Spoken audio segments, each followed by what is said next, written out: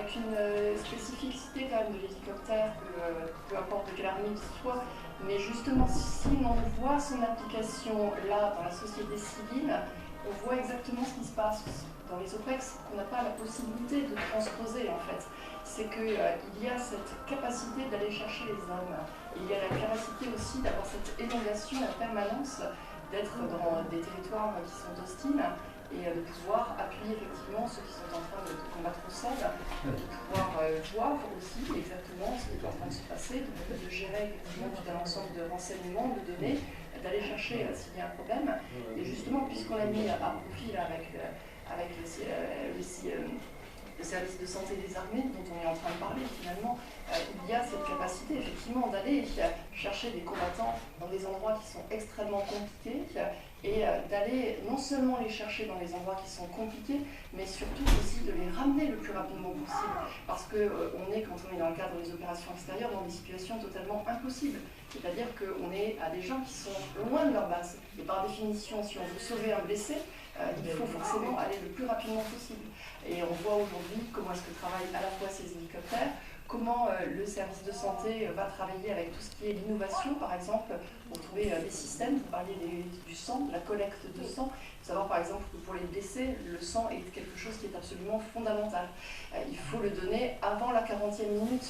Dit-on, si on veut que, on disent les médecins, si on veut effectivement porter secours réellement, alors il faut aussi voyager avec des poches de sang qui sont à des températures extrêmement faibles pour conserver en fait ce sang. Donc il y a tout un système d'innovation qui est mis en place. Vous imaginez bien que lorsque l'on parle là du Covid, on est sur le territoire français, c'est pour ça que j'insiste, parce qu'on comprend pourquoi est-ce que les armées arrivent à faire des choses un peu spectaculaires, parce qu'elles sont capables de transporter un patient et finalement elles le remuent très peu.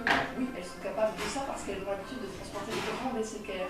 Elles sont capables d'aller chercher plus loin. Oui, parce que lors des opérations spéciales, elles vont chercher sur des élongations encore plus loin. Elles sont capables, par exemple, de désinfecter très rapidement un hélicoptère ou un bâtiment. Pourquoi? Parce que vous avez un régiment, d'ailleurs que l'on verra, on rendra hommage, qui est aujourd'hui un régiment qui s'occupe de cas d'accidents nucléaires, dont la charge justement est aujourd'hui d'aller chercher des personnes et justement d'aller décontaminer les lieux. Et bien ce régiment, il a été cherché justement pour lui en demander de travailler dans le cadre de ce Covid et il a su très rapidement décontaminer des espaces que le personnel civil ne décontaminait pas aussi rapidement.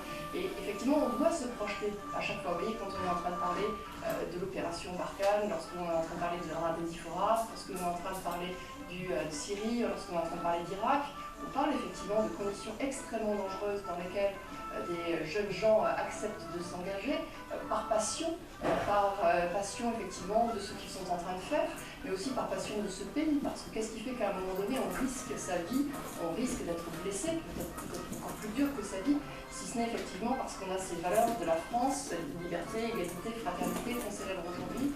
Et donc il y a aujourd'hui toute une ossature qui est mise à disposition du soldat et qui se génère là dans la vie civile lorsqu'il le faut. Capitaine.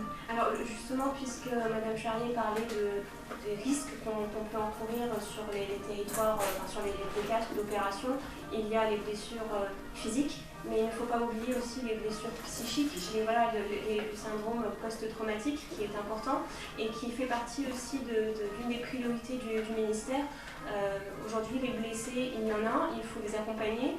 Quand ils ont été blessés physiquement et qu'ils ne peuvent plus continuer à exercer leur métier de cœur, de passion, de conviction, il faut les accompagner, accompagner leur famille aussi, parce qu'un militaire, c'est aussi une famille derrière, hommes ou femmes, ils peuvent être parents, ils peuvent laisser des orphelins, malheureusement, et c'est triste. Donc là, le ministère est présent. D'ailleurs, aujourd'hui, en hommage aussi aux blessés, et il y a eu 2 blessés qui ont participé au défilé aérien dans des avions et hélicoptères de la Marine nationale. Il y avait 2 blessés dans un Atlantique 2, qui est un avion qui participe principalement à la lutte contre les sous-marins. Et il y avait également 2 blessés dans un Caïman marine, donc c'est un hélicoptère qui lui aussi participe principalement à la lutte contre les sous-marins et qui est mis en œuvre depuis les ponts d'envol des frégates multimissions. C'est important, hein, vous le disiez, capitaine Armel, de rappeler justement ce rôle essentiel dont on ne comprend pas finalement, ou dont on ne sait pas, on ne connaît pas les finalités finalement de ce que peuvent faire les militaires au quotidien pour nous aider, notamment peut-être qu'au moins grâce à cette crise du Covid, eh bien, on aura appris à mieux connaître ce que font les militaires et ce qu'ils apportent au quotidien à la France. Je me permets de revenir sur les images. Est-ce que vous pourriez nous expliquer qui est à l'heure actuelle en train de défiler? Alors là, en fait, on voit différentes troupes qui ont commencé à défiler. Donc là, on voit les sapeurs-pompiers de Paris. Comment on reconnaît un sapeur-pompier de Paris d'un autre sapeur-pompier? C'est qu'ils sont militaires. Et puisqu'ils sont militaires, ils peuvent porter le FAMAS que l'on voit, donc c'est le fusil d'assaut. Donc c'est la petite subtilité quand on ne sait pas, quand on est novice, on peut voir la différence. Donc là, on a vu en premier l'école polytechnique qui défilait. Là, actuellement, on voit les élèves de l'école de Saint-Cyr qui défilent avec un sabre. D'autres armées ont également des sabres. Il y a les officiers de marine qui portent des sabres. Le service de santé, les médecins ont des épées. C'est des petites nuances. Vous verrez un peu plus tard également le bloc, on appelle ça un bloc, puisque ça forme un carré ou un rectangle bien constitué de l'école de l'air qui, eux, ont des poignards. Donc, ce n'est pas exactement la même arme. Donc, voilà, c'est des troupes qui se sont entraînées un peu moins que d'habitude en raison du contexte sanitaire. Ils ont plutôt fait des entraînements dans leurs différentes bases ou écoles et les entraînements qui ont eu lieu quand même sur la place de la Concorde ont été réduits au strict nécessaire puisqu'on rappelle qu'il faut continuer à respecter les gestes barrières et la distanciation sociale. C'est peut-être une impression, mais j'ai l'impression qu'ils sont un peu plus éloignés que d'ordinaire. Oui. Donc là, on voit respecter des gestes barrières, évidemment, bien sûr, on le rappelle, c'est très important, respecter la distanciation sociale, et c'est notamment fait, vous le dites, apparemment c'est vraiment plus serré, et donc... Et j'invite également le public, les Parisiens, les vacanciers qui sont sur Paris, à aller voir les militaires, aller à la rencontre des militaires aux Invalides, mais toujours en respectant les gestes. Le port du masque, c'est bien entendu recommandé. Un petit peu de gel hydroalcoolique, il y aura des distributions de gel hydroalcoolique sur les différents stands. C'est vraiment important puisque ça permet de préserver la nation. Et avoir regardé le défilé avec les écoles, c'est effectivement le cadre classique du 14 juillet.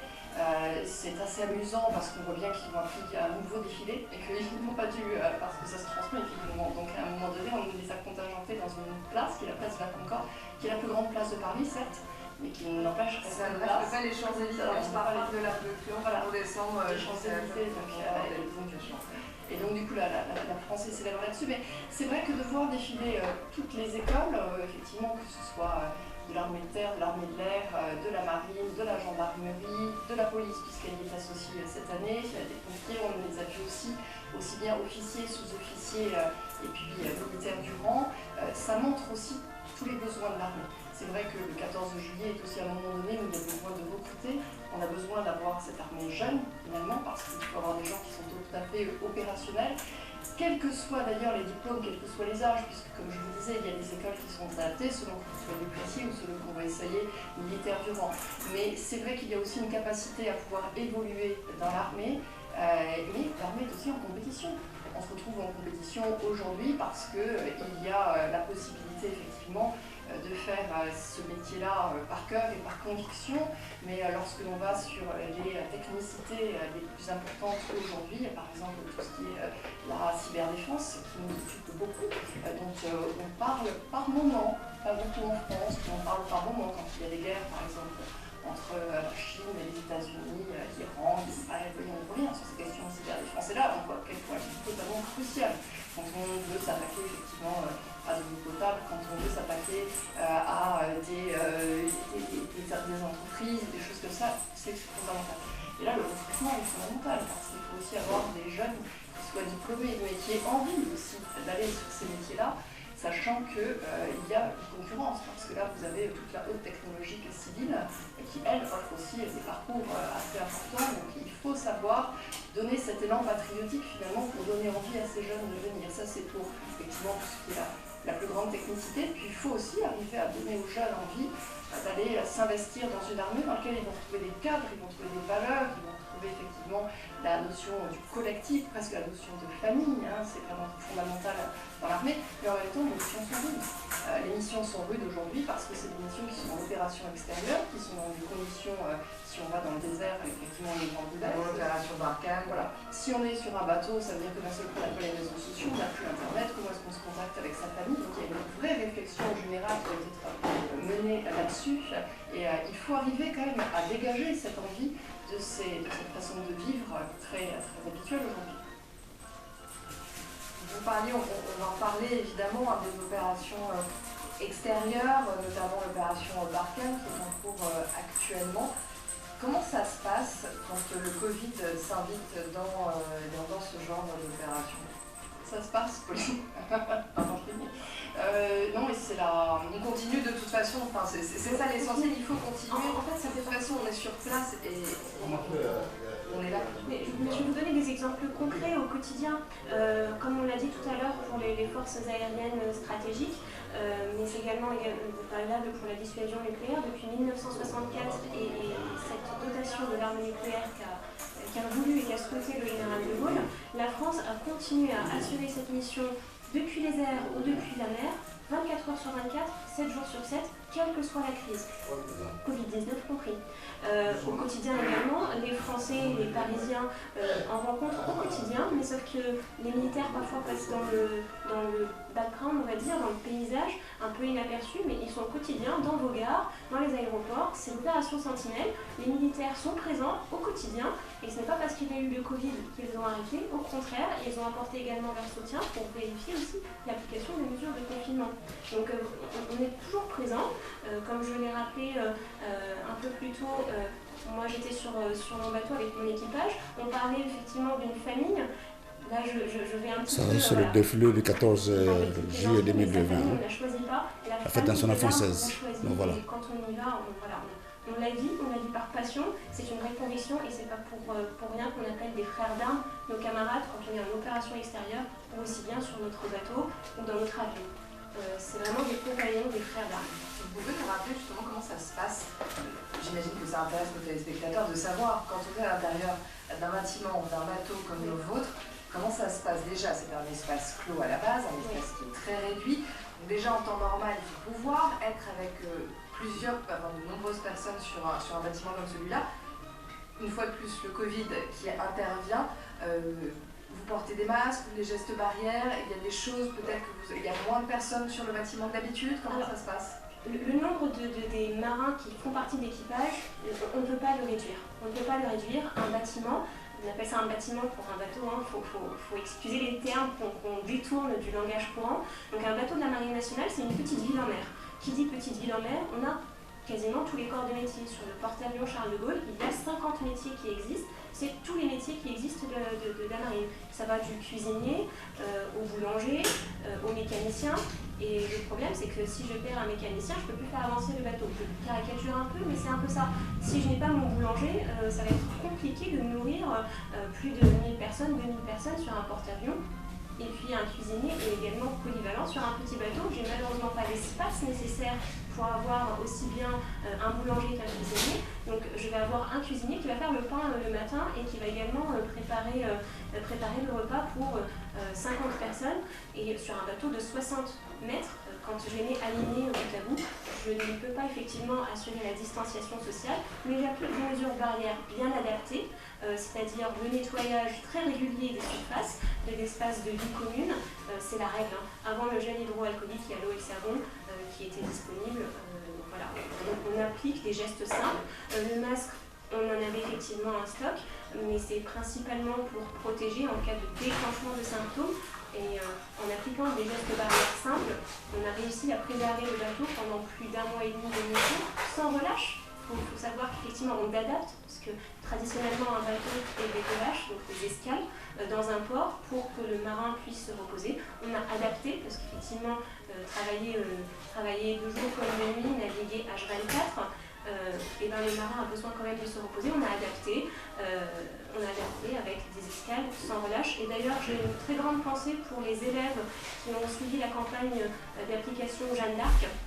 donc les élèves de 3e année de l'école navale, qui ont fait plus de 100 jours de mer sans relâche et qui ont également été employés dans le cadre de l'opération Résilience dans les territoires ultramarins, à La Réunion, à Mayotte.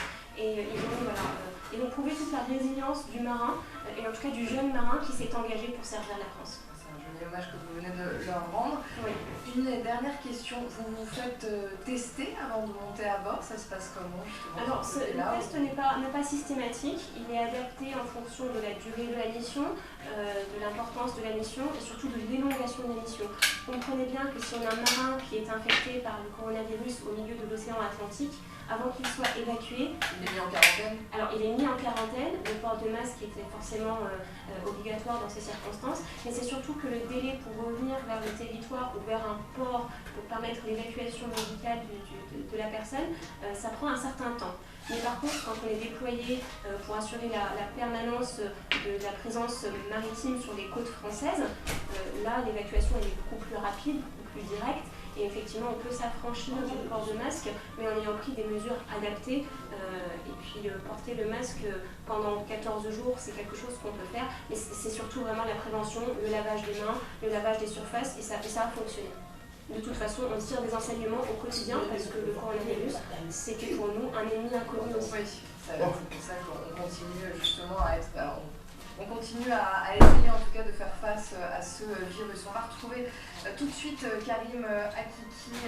Sur le pompier. Juste avant de le retrouver, Armel, oui, quelque chose. Un point quand même, parce que dans ma position, je peux quand même dire, mais nous sommes comme nous sommes dans le cadre du défi du 14 juillet, il faut dire aussi que les armées françaises, elles ont aussi appris d'une affaire médiatique, qui est l'affaire du porte-avions, parce que le porte-avions a été contaminé par le virus, que du coup il y a eu une enquête de hiérarchie et une enquête sanitaire à l'intérieur pour savoir dans quel cadre ça avait été fait, si on avait pu le déceler avant, si on aurait pu faire les choses différemment.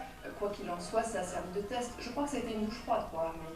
Tout simplement parce que ce qui était la douche froide, c'était pas tant qu'il y ait le virus à bord du porte-avions, que de se rendre compte que c'était aussi visible, parce que le porte-avions, par définition, c'est l'ambassadeur. Donc c'est l'ambassadeur quand tout se passe bien, mais c'est aussi l'ambassadeur quand il y a un problème. Et donc ça a amené effectivement les armées à avoir une très grande vigilance au sein de la hiérarchie, en haut de la hiérarchie, ça remontait jusqu'au ministre, jusqu'au président. Dans ces cas-là, effectivement, on voulait être sur un contexte particulier, donc il y a une application stricte derrière, d'autant plus stricte qu'il y avait eu cette affaire. Sur place aussi, il faut savoir que tous ceux qui s'engagent aujourd'hui, qui partent par exemple sur l'opération Barkhane, toutes les relèves, elles ont été faites effectivement. Il y a une quatorzaine qui est appliquée dans les pays, qui en fait, pour certifier effectivement que lorsque les personnes arrivent, elles ne sont pas tenues par le virus. Et puis ensuite, il faut aller de l'avant. Sur l'opération Barkhane, il y a quand même presque 5000 hommes qui sont engagés, avec le général Facon à sa tête. Et donc vous imaginez bien que vous devez continuer les actions, parce que la lutte contre le terrorisme, elle reste fondamentalement là, et qu'on ne peut pas dire à un moment donné, on fait pause le temps qu'il se passe tout ça. Donc il y a quand même un engagement très soudé, très fort au niveau des armées, mais qui effectivement ont été sérieusement secoués par le confinement. Comme vous le disiez, il a fallu s'adapter et tirer les leçons de ce qui a pu se passer, notamment sur ce porte-avions en effet. Merci Armel, merci capitaine, vous restez bien sûr évidemment avec nous. On retrouve tout de suite Karim Akiki sur la place de la Concorde. Karim, alors quelle est l'ambiance? Vous êtes toujours aux côtés de personnel soignant, toujours émerveillé par ce défilé? Oui, toujours émerveillé avec des photos, souvenirs. Le passage des pompiers de Paris a été très applaudi par un moment particulier, notamment à la tribune où sont le personnel soignant, mais également la tribune officielle où il y a le gouvernement et le président de la République. Ils les ont applaudi longuement, les pompiers de Paris qui étaient engagés évidemment en première ligne lors de la crise du Covid. Et puis on confirme cette nouveauté, ce passage de la patrouille de France pour une deuxième fois, un passage qui va clôturer cette cérémonie du 14 juillet. Il y aura bien les trois couleurs, le bleu, le blanc et le rouge, mais il y aura beaucoup plus de bleu blanc dans ce dernier passage, évidemment pour rendre hommage au personnel soignant, ce personnel qui était engagé à la fois militaire mais également civil. Ils ont pris beaucoup de photos également, je les vois, ils sont à côté de moi. Ils n'ont pas raté une seule seconde de ce défilé avec les portables qui étaient tendus. Ils sont satisfaits, ils sont heureux, nous dit-on, parce que évidemment la nation la rend hommage, ceux qui étaient en première ligne. Et puis également la deuxième ligne